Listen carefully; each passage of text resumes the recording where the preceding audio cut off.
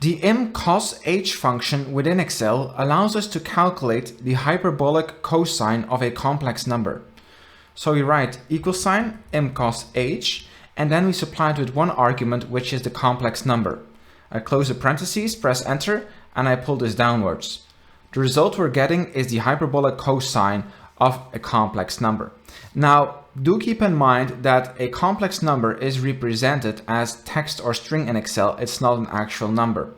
Now, the hyperbolic cosine is also defined as e to the power z plus e to the power minus z divided by 2. So let's take a look how we can reconstruct this. Now, e to the power z, that's basically taking the exponential of the complex number. And so for this, we have a special function, which is the imexp function, which will return the exponential of a complex function. So once again, we give it one argument, being the complex number, and close the parentheses. So this will give us e to the power z, where e stands for Euler's number, or 2.71828, etc.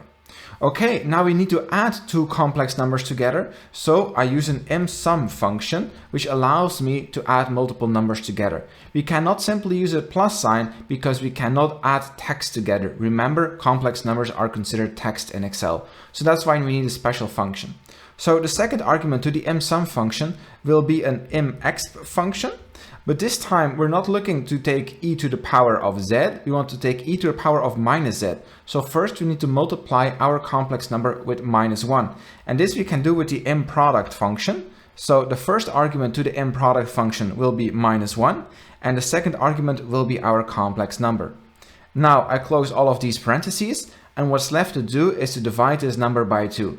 Once again, we cannot simply write divide by 2. We need to use a special function, being the imdiff function, to divide this complex number by 2. So the denominator is the first argument, the denominator is the second argument. I close the parentheses, press enter, and I will be pulling this downwards.